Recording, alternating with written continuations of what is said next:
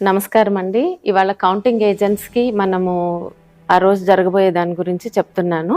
So first మీరు counting ఏజెంట్గా ఉదయం 6 గంటలకల్లా కౌంటింగ్ రూమ్స్కి హాల్కి వెళ్ళిపోవాలండి. మీతో వెళ్తున్నప్పుడు మీరు తీసుకువెళ్లాల్సినవి ముఖ్యంగా ఇది ఫామ్ 18 డిక్లరేషన్ ఫామ్. ఇక్కడ మీరు ఆ రిటర్నింగ్ ఆఫీసర్ దగ్గర సంతకం చేయాల్సి ఉంటుంది. సో ఈ ఫామ్ తీసుకువెళ్ళండి.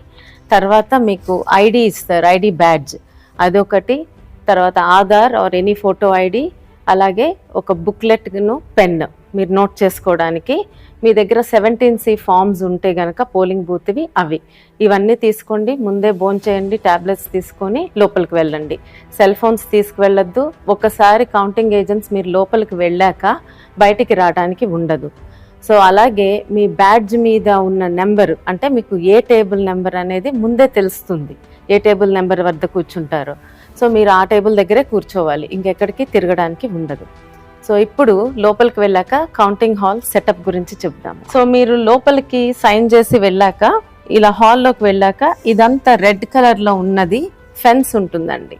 అంటే దీని లోపల ఓన్లీ ఎలక్షన్ కమిషన్ అపాయింట్ చేసిన వ్యక్తులు మాత్రమే ఉంటారు. మీరు కౌంటింగ్ ఏజెంట్గా కూర్చునేది ఈ ఫెన్స్ బయట. ఇక్కడ చైర్స్ ఉంటాయి మీకు. మీ టేబుల్ నెంబర్ ఏదో చూసుకోండి, ఇలా 1 2 3 దాని ఎదురుగా వెళ్ళి అక్కడ కూర్చోవాలి. సో ఫస్ట్ రోలో జాతీయ పార్టీలకు సంబంధించిన వాళ్ళు కూర్చోవచ్చు, సెకండ్ రోలో స్టేట్. సో ఇక్కడ కూర్చుని మీరు నోట్ చేసుకుంటారు ప్రక్రియ అయ్యే వరకు.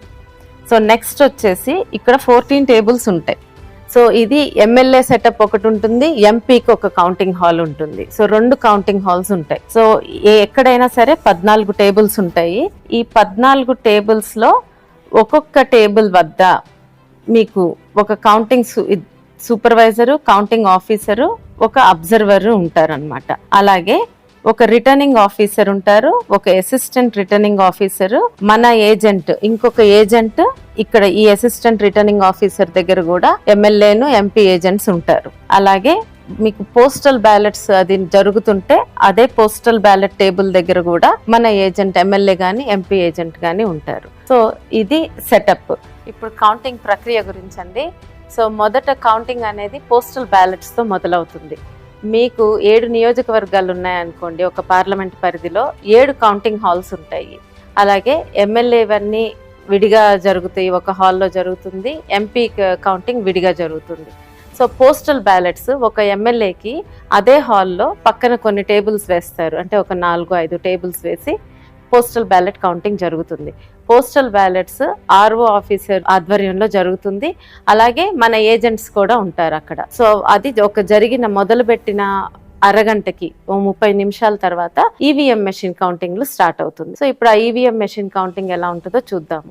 ఎంపీకి ఏమో విడిగా ఇంకొక రూమ్ లో పోస్టల్ బ్యాలెట్ కౌంటింగ్ జరుగుతూ ఉంటుంది. అక్కడ కూడా ఆర్ఓ అధికారిను, మన ఏజెంట్స్ ఉంటారు. సో ఇప్పుడు ఈవీఎం కౌంటింగ్ ఎలా జరుగుతుందో చూద్దాం. సో మీకు ముందుగానే మీ టేబుల్ నెంబర్ ఏదో మీకు తెలుసు కదా. సో ఆ టేబుల్ దగ్గరికి వెళ్ళి మీరు ఫెన్స్ బయట కూర్చొని ఉంటారు. ఇక్కడ సెటప్ ఇలా ఉంటుంది.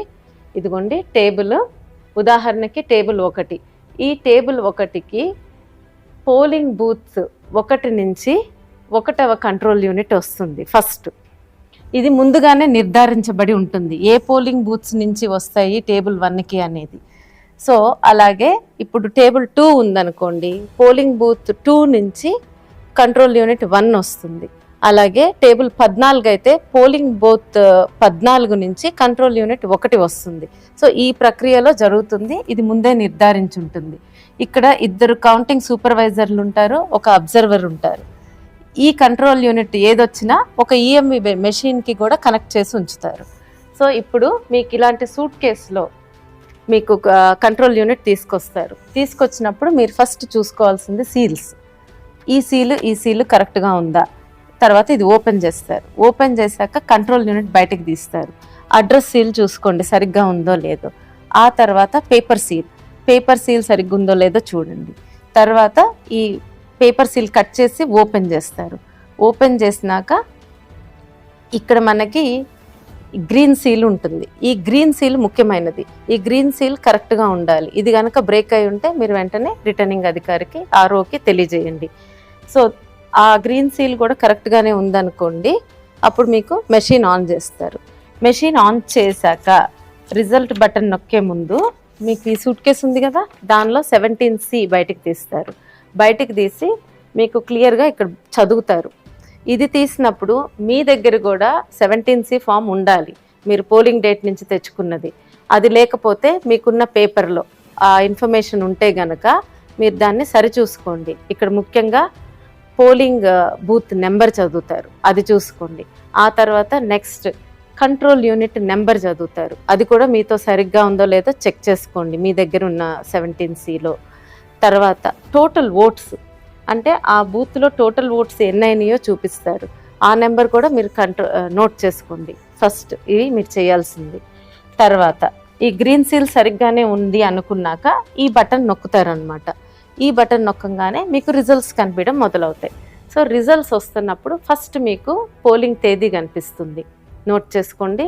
తర్వాత టోటల్ నెంబర్ ఆఫ్ ఓట్స్ కనిపిస్తాయి. ఆ టోటల్ నెంబర్ ఆఫ్ ఓట్స్ మనకి ఇప్పుడు ఈ 17Cలో మీరు ముందు చూసుకున్నారు కదా, ఆ ఓట్స్ నెంబర్ కరెక్ట్ టాలీ అవ్వాలి. ఒకవేళ అది టాలీ అవ్వలేదనుకోండి, వెంటనే ఆర్ఓ ఆఫీసర్కి తెలియజేయండి.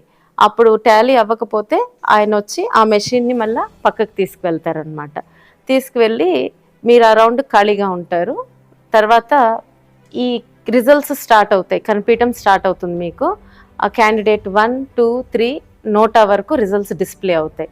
మీరు ప్రతిదీ మీ క్యాండిడేట్ది ముఖ్యంగా చూసుకొని అన్నీ నోట్ చేసుకోండి, నోటాతో సహా నోట్ చేసుకోండి. ఇవన్నీ ఏం ప్రాబ్లం లేకుండా జరిగిపోతే మీరు నోట్ చేసుకుంటున్నట్టే ఈ కౌంటింగ్ సూపర్వైజర్ కూడా 17C పార్ట్ 2 ఫిల్ చేస్తూ ఉంటారు, మీతో పాటు అన్ని రిజల్ట్స్ నోట్ చేస్తారు.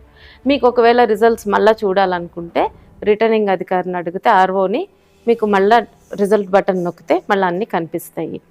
ఒకవేళ ఇదంతా సవ్యంగా అయిపోయింది, అందరూ అగ్రీ అయ్యారనుకోండి, ఒప్పుకుంటే మీకు కౌంటింగ్ సూపర్వైజర్ 17C పార్ట్ 2 సంతకం పెట్టమని అడుగుతారనమాట.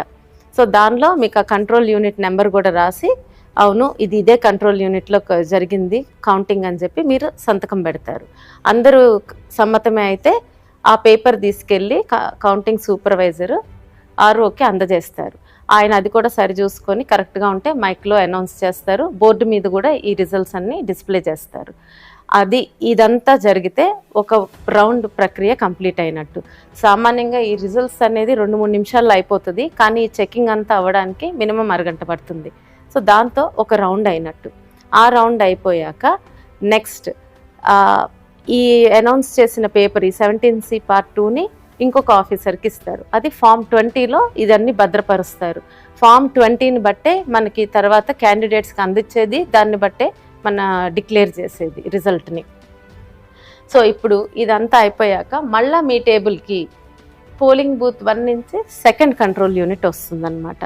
సో అట్లా రెండో రౌండ్ ఆ నియోజకవర్గంలో ఉన్న పోలింగ్ బూత్స్ అన్ని కంట్రోల్ యూనిట్స్ అయిపోయే వరకు ఈ ప్రక్రియ కొనసాగుతుంది, అన్ని రౌండ్స్ అవుతాయి. మొత్తం నియోజకవర్గంలో అన్నీ అయిపోయినాయి అనుకోండి, మీకు లాస్ట్లో ఒక వీవీప్యాట్ మెషిన్ ఒక 5ని లాటరీ సిస్టంలో తీసి ఇక్కడే మీకు పక్కన ఇంకొక గదిలో మీ అందరికి కనిపిస్తుంది, అక్కడే వాటిని కౌంట్ చేస్తారు. ఆ పేపర్ స్లిప్స్ అన్నీ కౌంట్ చేస్తారు. అవి దానికి సంబంధించిన కంట్రోల్ యూనిట్లో నెంబరు సరిగ్గా ఉందనుకోండి, దాంతో కౌంటింగ్ ప్రక్రియ కరెక్ట్గానే ఉందని నిర్ధారిస్తారు. సో ఇప్పుడు ఏమేమి సమస్యలు రావచ్చు, ఒకవేళ మీకు ఈ కంట్రోల్ యూనిట్స్ తెచ్చినప్పుడు సీల్స్ సరిగ్గా లేకపోయినా, ఏ సీల్ లేకపోయినా రిటర్నింగ్ అధికారికి ఆర్ఓకి తెలియజేయండి. సో ఈ గ్రీన్ సీల్ వరకు బాగానే ఉంటే మీకు యాక్చువల్లీ ముందు కంటిన్యూ చేస్తారు. ఒకవేళ గ్రీన్ సీల్ బ్రేక్ అయి ఉందనుకోండి, ఆర్ఓకి తెలియజేయండి. ఆయన అది తీసుకువెళ్ళి ఆ కంట్రోల్ యూనిట్ తీసుకువెళ్ళి దానికి సంబంధించిన వీవీప్యాట్ మెషిన్ని తెప్పిస్తారు. అదంతా ఈ కౌంటింగ్ అయిపోయాక చేస్తారు. లాస్ట్లో తెప్పించి దానిలో స్లిప్స్ కౌంట్ చేసుకుంటారు. తర్వాత ఇది ఆన్ అవ్వలేదు, మీరు ఆన్ బటన్ నొక్కినా కూడా కంట్రోల్ యూనిట్ ఆన్ అవ్వలేదు, ఆర్ఓకి తెలియజేయండి. ఆయన బ్యాటరీ తీసుకొచ్చి పెడితే అది ఆన్ అయితే కౌంటింగ్ కంటిన్యూ అవుతుంది. లేదు అది వేసినా కూడా ఆన్ అవ్వలేదు అనుకోండి, కంట్రోల్ యూనిట్ని పక్కకి తీసుకెళ్ళి పెడతారు. సేమ్ మళ్ళీ వీవీప్యాట్ మెషిన్తో స్లిప్స్ కౌంట్ చేస్తారు. రెండవది మీకు టోటల్ ఓట్స్ 17C ఫామ్ మీద టోటల్ ఓట్స్ కౌంటింగ్ కంట్రోల్ యూనిట్లో టోటల్ ఓట్స్ తేడా ఉందనుకోండి, అంటే ఎక్కువ ఉన్నాయనుకోండి కంట్రోల్ యూనిట్లో, అంటే మాక్ రిజల్ట్స్ ఏమన్నా ఇరేజ్ చేసి ఉండకపోవచ్చు.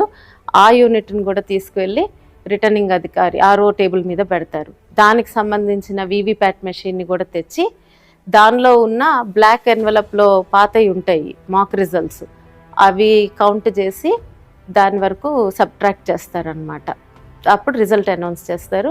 ఇవన్నీ మీకు ఆరో టేబుల్ దగ్గర ఉన్న మన ఏజెంట్ చూసుకుంటారు. ఏం ఇష్యూ వస్తున్నా కూడా ఆయన దీని గురించి లెటర్ రాయడము, రిపోర్ట్ చేయడం అన్నీ ఆయన చూసుకుంటూ ఉంటారు.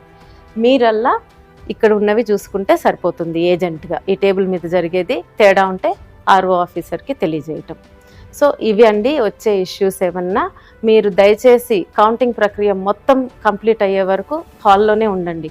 పొరపాటున మనకి మెజారిటీ వస్తుందనో ఇంకేదన్నా విషయమనో వదిలేసి బయటికి రావద్దు. మీకు ఇంకా ఏదన్నా డౌట్స్ ఉన్నాయనుకోండి, మీరు ఎలక్షన్ కమిషన్ ఆఫ్ ఇండియా ఇచ్చిన హ్యాండ్ బుక్లో చూసుకొని రిఫర్ చేసుకోండి, లేదా మీ సీనియర్స్ని ఎవరైనా అడిగి తెలుసుకోండి.